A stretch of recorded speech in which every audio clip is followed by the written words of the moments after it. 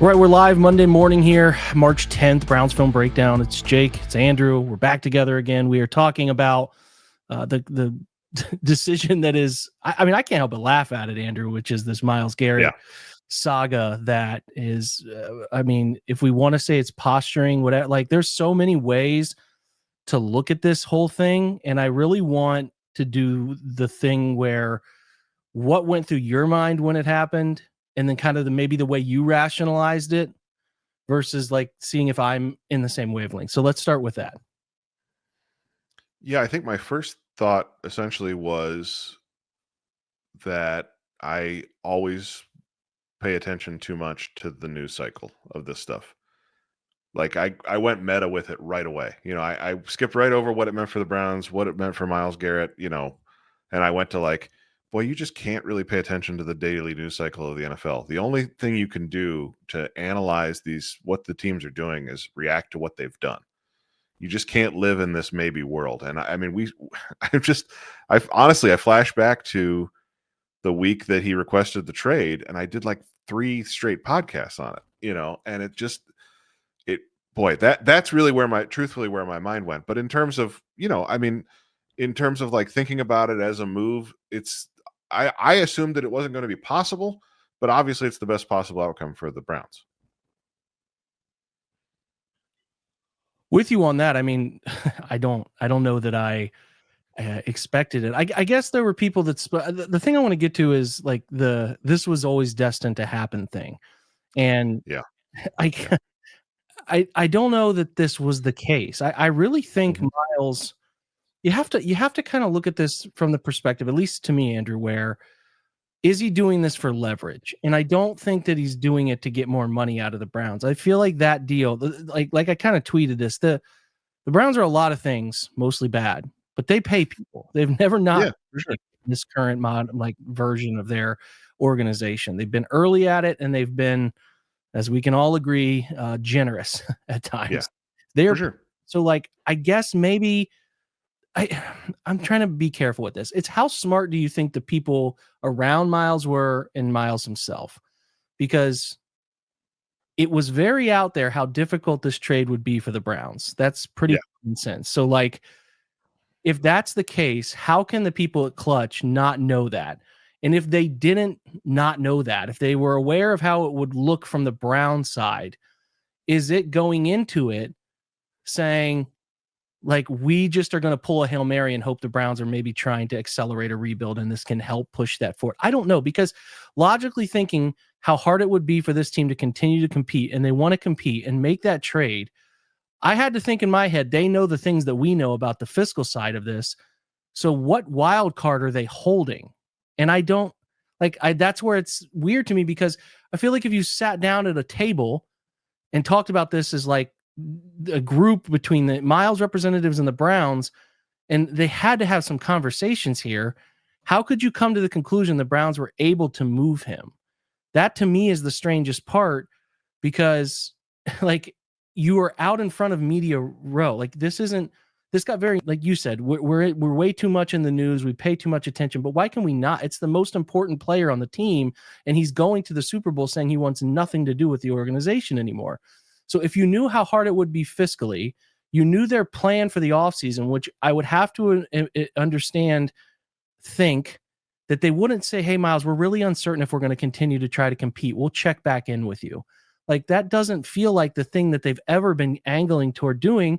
So I just don't know where the disconnect happened. And I know people are going to be like, well, he was trying to talk to Jimmy, but Jimmy he's not who you talk to. You talk to Andrew, and you talk to the people around Andrew, Glenn Cook and the people there. Like, they know the plan.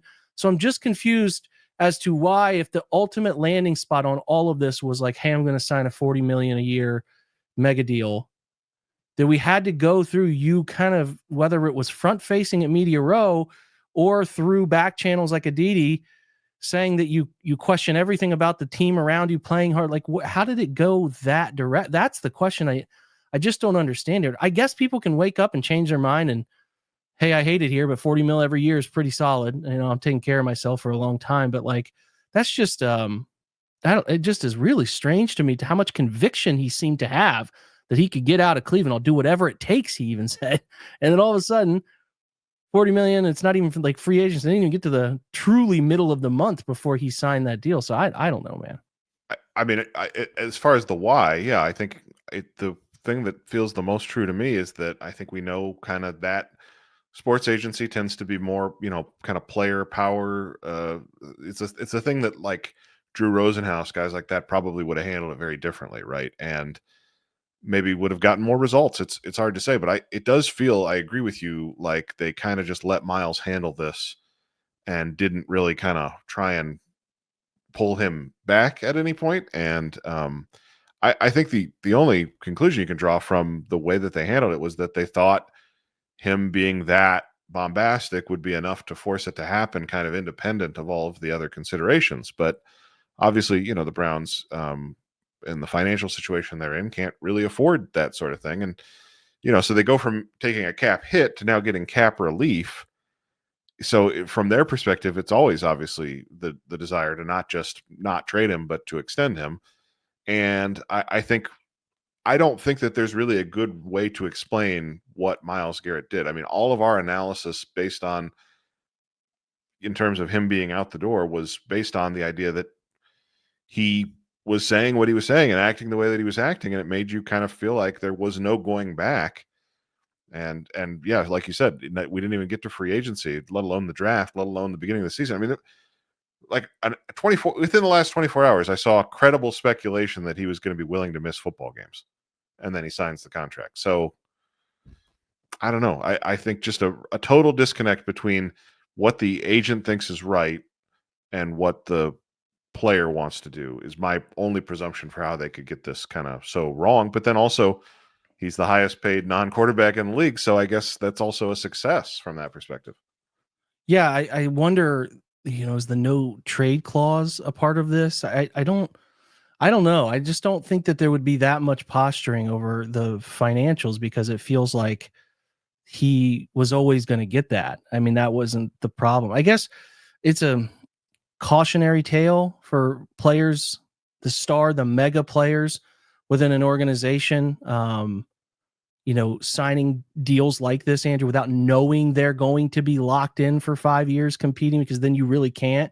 Because I just am so curious about why, what, or how he was thinking about this, in terms of like, what is your actual exit route?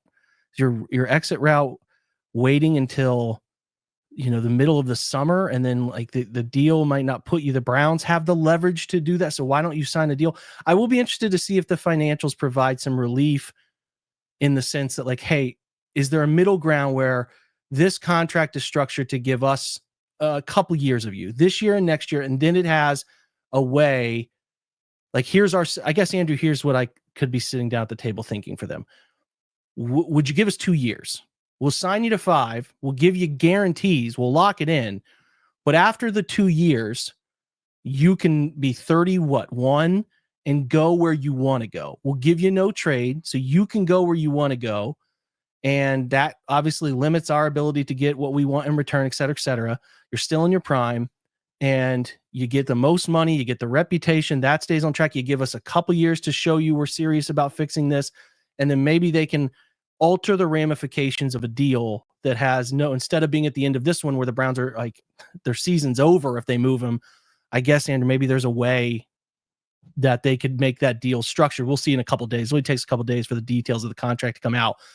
I think that could make the most sense, because then you give Myles some power in 27 about if the 27 Brown season doesn't go where, I guess it would be the 27 off season. After the 26 season, he could then figure out where he wants to go or something like that. I get that would, to me, would be the middle ground that would make a little bit of sense to completely alter course. Now, there are some people trying to get really sideways and be like, well, Cam Ward was in town. Did he meet with is that the connection? I'm not sure. I think it has to be both sides giving in some.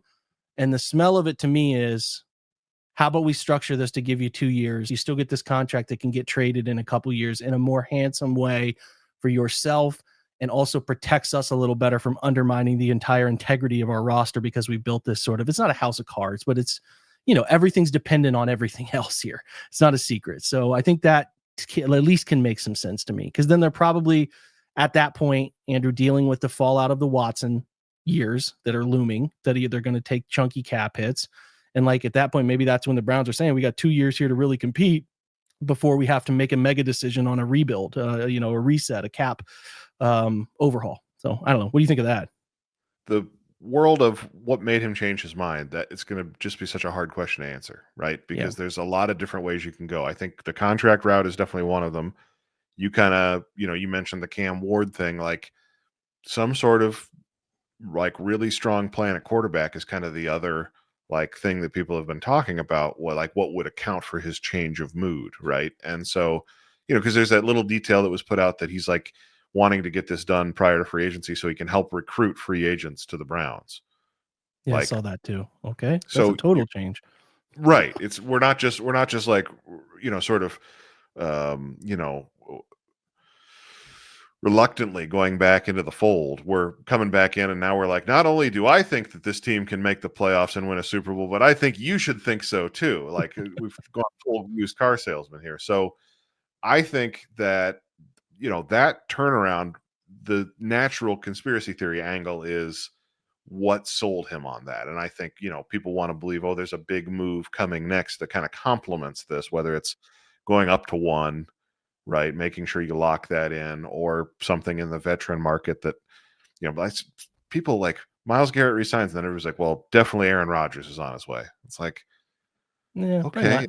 So is that the bulletproof like what plan? Like what's the, and I think I guess I mean, as I kind of said off the top, like, sure, there could be a conspiracy there, or there could be some like multiple steps to this that all come together. It also could just be that Myles looked at what it would actually look like to not get traded and go all the way through the season and having to miss games. And somebody mentioned he got booed at a Cavs game, and it's like you're starting to realize what it's like to not be a beloved figure in the town that you've played in. Maybe that it was as simple as like that. And if I'm going to change course, I might as well change course now, because if I hobble them through free agency, right, where they're having to have are they, won't they, that sort of thing,